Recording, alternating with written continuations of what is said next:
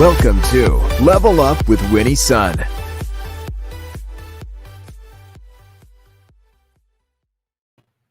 Well, hello, and welcome. Thank you so much for tuning in today. Welcome back. Happy Friday. How you doing before the weekend? If you're joining us on the replay, big hello to all of you as well. Thanks so much for tuning in. I always love seeing you here.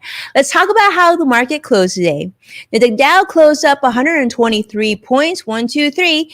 NASDAQ down 64. S&P also down 3. It's been a really rocky road this week. In fact, you saw earlier this week, the market was down tremendously, kind of picked up sort of midway, and we're closing. We don't like seeing these numbers when NASDAQ and S&P are down, but we'll take the Dow going up. So we'll take it for what it is. It's really interesting time. If you're not already paying attention to the financial markets, probably this is a great time, especially if you're invested. Now, today there's some interesting news we've been watching for some time this week, which was a big discussion over Apple versus Fortnite. As you know, today Tim Cook stood in front of a very strong panel asking about why and really proving whether or not Apple, the App Store in general, was a monopoly. This was spurred because Epic filed a lawsuit claiming that the 30% commissions that developers must make for those that make at least $1 million a year violates antitrust law. So today it was a bench trial. It was actually held in front of Judge Yvonne Gonzalez-Rogers. This could potentially actually cost Apple billions in lost revenue. So I'm sure many shareholders are watching this very carefully, because if they were forced to change its App Store model, which is something that we also saw with Google, which has a similar policy, they also kicked Epic out of their app, because what happened was that Fortnite, as you know, is a very, very popular game.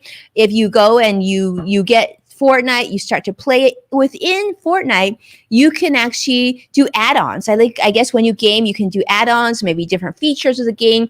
And well, you have to pay for those features. And Epic is saying, well, those features, those add-ons, we should be able to charge somewhere else, have a different payment plan. We don't want to go through the Apple App Store and have to pay, because then they would be subject to Apple App Store's commissions.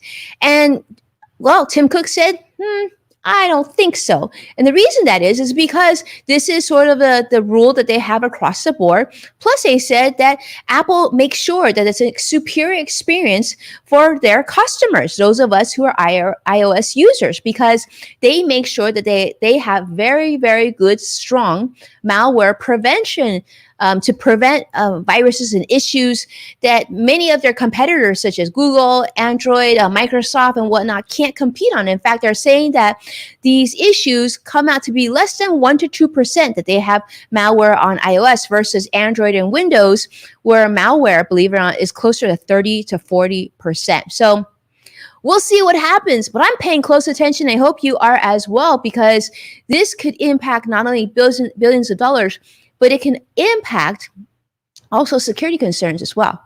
Now, on other matters, let's segue a little bit, because for those of you who, just filed your taxes, and maybe you're like, it was a little painful, maybe paying a little bit more in taxes, or maybe it was less. And I think many of us are also, especially those of us with kids, are thinking, going into summer, what else do we need to be paying attention to? Well, here's a good one, because I want you to be paying attention to the day of July 15th, where 88% of families and children here in the United States are about to get a pretty nice benefit automatically, the IRS just recently announced. This enhanced credit, which is part of, if you remember, President Joe Biden's American Rescue Plan, helps to increase some tax benefits for families that qualify to receive from the previous $2,000 up to $3,600 a year. And this payment will be now made on a monthly basis, so that you don't have to file your taxes and then get the credit. You actually could get a monthly benefit. So for those of you who have kids under the age of 6, if you qualify, you'll be receiving $3,600 per child. And for those of you who have children up between the ages of 6 and 17, that drops to about $3,000. Still quite a bit. And I will say, today I want to share with you something that I did. Today I actually had a chance to speak for my second son, my child's third grade class, because they're actually doing this really fun project of coming up with a business idea and selling things virtually. It's all pretend, but it's a great way to teach them business skills, entrepreneur skills, and whatnot.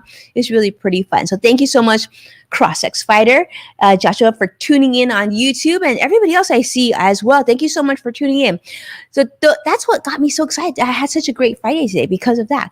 But on top of that, I get to spend some time with you, and we get to answer your questions. So let's see what we've got. I know that we got a lot of questions this week, so it was kind of hard picking a few. But again, remember, submit those questions. We'll keep on answering them as much as we can every single Friday. So send those questions in. Let's see what our first question is.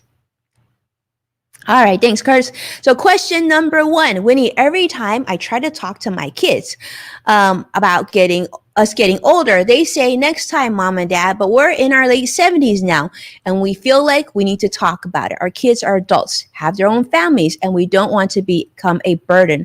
Where should we start? Okay, so great question. And I know who submitted this, actually, because we had a very long discussion this week about this, but it is so true. So many times we don't want to have these very difficult questions. And I know this is a difficult financial question in particular, right? So let's say your parents are getting older, or you're getting older, and you want to talk to your children or adult children of what that's going to look like in the future. And I applaud you for wanting to have that conversation. It's not an easy one. And it's certainly not one that any of us were really taught how to conduct or train to do. Well, unless you're like a financial professional like me, you do it day in and day out. So here's what I would say is absolutely you should have one of these meetings. But what you can do is not overburden yourself, but really piecemeal it bit by bit. I do find like sometimes these more challenging discussions, if we tackle just one piece of the discussion every time, it's a lot easier. One thing that you could do is take an opportunity when the time is right? Maybe find one of your adult children. If you have more than one adult children, start with one and just say, I've been thinking about this and that. My father, your father and I have been thinking about this, or your mother and I have been thinking about this, and we want to talk about like where we're going to be when we like reach the age where we can't take care of ourselves. What's going to happen to our money? What's going to happen to those important financial decisions or health decisions? Who's going to make them? And have a really honest conversation. You got to find the right time. And sometimes the time isn't going to feel right, and you'll want to try again. If you continue to find that you just can't bridge that conversation, then I would recommend reaching out to a professional, or maybe even a really level-headed, trusted friend or family member that can sort of play that more neutral role for you. I've done it many times for many of our clients, being on the call or being in person with my clients and your children, sometimes even grandchildren, sometimes either other business partners or whatnot. But sometimes the most difficult decisions or discussions they generally don't end as difficult as you thought they would be. Usually, after you conduct these discussions, I always hear, "Oh, I'm so glad we finally did that. Wow, that's actually better. That went better than I expected." And that's what you're hoping to do. But what you're trying to do is have a plan in place so that on the day that you can't make those financial decisions, it just isn't a big scramble. One of the things we talked about last time was setting up that financial first aid kit. But you want to have this discussion. You want to set up some time and do it. And I applaud you for doing so. If you have any other questions on how to conduct this in more detail, do know I'm going to be working on a article soon on just how to do this. I'll make sure to share it with everybody on this show as well. So thanks so much for asking that question. Let's go to question number 2. Thank you. Oh my goodness, it's wonderful to be here. I see CrossX Fighter. I see Robin Stevens. Happy Friday to you, my friend. All right, question number 2. Winnie, my son wants to start his own business this summer. We think he should just focus on finding a job. What do you think we should do to get him to be more practical with work? All right. Well, thank you so much for asking that question. I think it's a really reasonable one. I've actually heard many clients through the years say something of that nature. I think it's a reasonable discussion. What I would recommend you do is actually have a discussion with your son and find out what his plans are for his own business. So many times we want our children maybe to find a job, get a real job, right? Get a paycheck and that. But there could be a reason why your son wants to start his own job. Maybe there's reasons, maybe he feels more excited, maybe he has a great idea, right? And he wants to try. And I would suggest you rethink of having to necessarily find a typical job. Because I will tell you, as a kid, I think my first job was when I was close to like 8 or 9 years old. I was selling avocados in my front yard. Then when I reached around like 11 years old, I started a little side tutoring business. And, if my parents just said, why don't you just go find a job? It wouldn't have probably given me the experience and fed my entrepreneur spirit to be where I am today. So I would say that I don't know the age of your child because you didn't share in the question, but I would say start with a conversation. So have a sit down. Just say, maybe even find a place outdoors at the park where it's relaxed and just say, hey, tell me about this job. What are you thinking? Like, what's your idea of your business? I just want to know. And then talk it through. And then explain to him your thoughts of finding a job and why you feel like he should find a job. And together, listen, share, be patient, be loving. And then I think you're going to find I'm hoping you'll find a happy ground, because I do think what you don't want to do is assume that what you want is what's best for him. Sometimes it's, he might have a great idea and it might be, he could be, wanting to create his own business, could be very successful. I mean, you sometimes have to make your own mistakes, but we want to have that discussion. And maybe financially, you need him to find a job, that he needs to bring in some income to help pay for rent or pay for utilities or mortgage, whatever it may be. So I don't know the full scenario because I don't have it in your question. So I'm not a good judge of that. But what I would strongly suggest is to have a conversation. And I can tell you that I don't think a conversation will be the wrong move for you. So let me know how it turns out. Definitely reach out back to me. Send me a message. I'd love to hear how it turns out. And hopefully that was good advice for you. All right, let's go. Next question. Let's see what we've got. Aw. Hey, Winnie, love the show. This year is going to be our year to get everything in order. I hear you talk about celebrating your wins. What I want to know is what you do to celebrate your wins. All right, so great question. Yes, I'm a big believer in celebrating your wins, whether you work for somebody, you own your own business, you're not working, you're unemployed, whatnot. I think it's really important that we reflect each week. And I try to do this on most Fridays, and if I don't catch up on usually Friday night, I'll take a look and think to myself, what did I accomplish this week? What did I learn? What went well? What didn't work well? What did I still forget to finish or didn't get to finish? What do I want to do next week? And then I take a moment to put everything aside and celebrate. And how I like to celebrate now, before I had kids, I remember when I first got one of my first real paychecks when I was working in television, I actually remember I bought two things. I bought my mom a purse because she really wanted, and I knew she wouldn't buy it for herself, so I bought her a purse. And I felt so good doing that. And I bought myself a watch. And the watch was very symbolic. It wasn't like a super expensive watch, but it wasn't an inexpensive watch either. But I felt like it gave me more, it sort of gave me a better, overall look package in terms of that I was more serious. And number two, every time I looked down, I recognized that I had earned it myself. And I think it's important, not so much, you don't have to necessarily buy things, because now how I celebrate is I spend quality time with my family, my kids, my husband, we spend happy time together, right?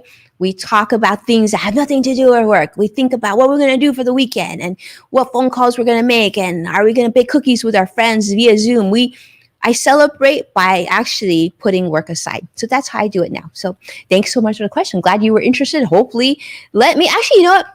For those of you who are watching, let me know how you celebrate. How do you celebrate each week? Joshua, I'd love to hear from you.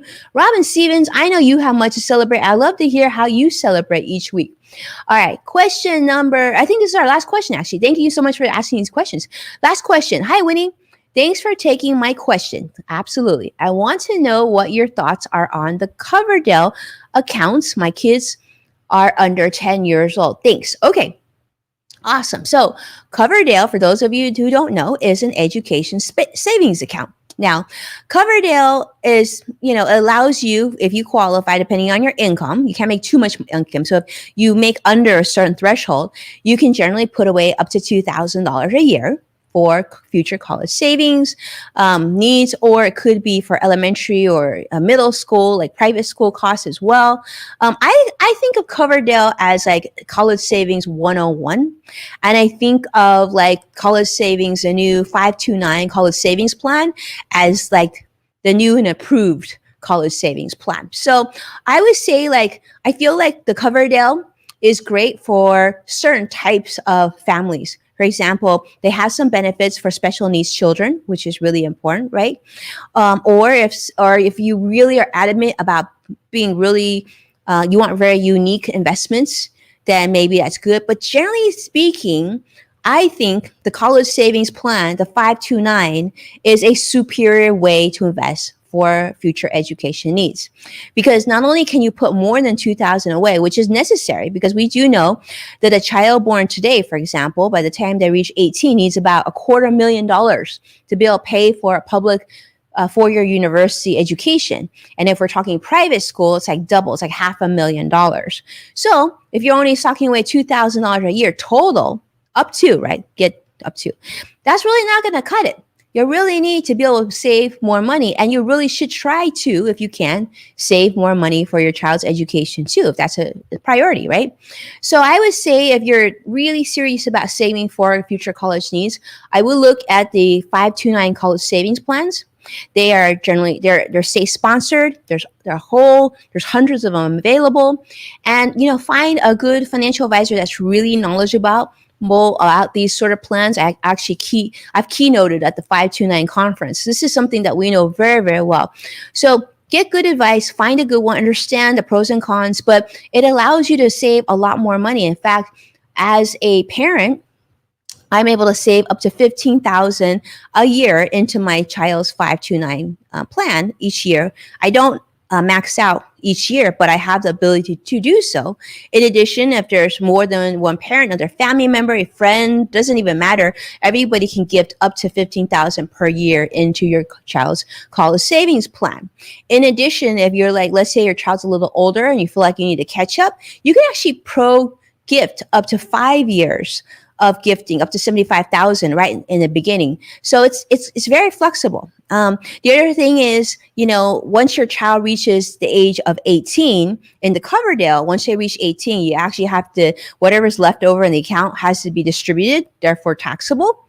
But in a college savings plan, it doesn't matter about age. So your child could be 18, 20, 30, 40, and they can continue to keep this account tax sheltered and growing. And your child could eventually decide to roll over to a sibling's account or their children's account. So this can be a family education fund. So it's pretty awesome. So I consider looking at that and looking at both plans, of course. And you may have heard me talk about this on Yahoo Finance just a couple weeks ago. But look at the college savings plan. I think you should definitely consider that one. And I would actually say, unless you meet certain criteria with the Coverdell, in most cases, the 529 is probably the way that I would go. All right.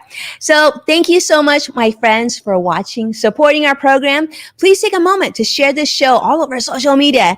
As a reminder, you can find full episodes of Level Up with Winnie Sun on NASDAQ, Amazon Fire, and Roku. So be well, and I can't wait to see you again next week. Have a wonderful, beautiful weekend. Bye-bye now.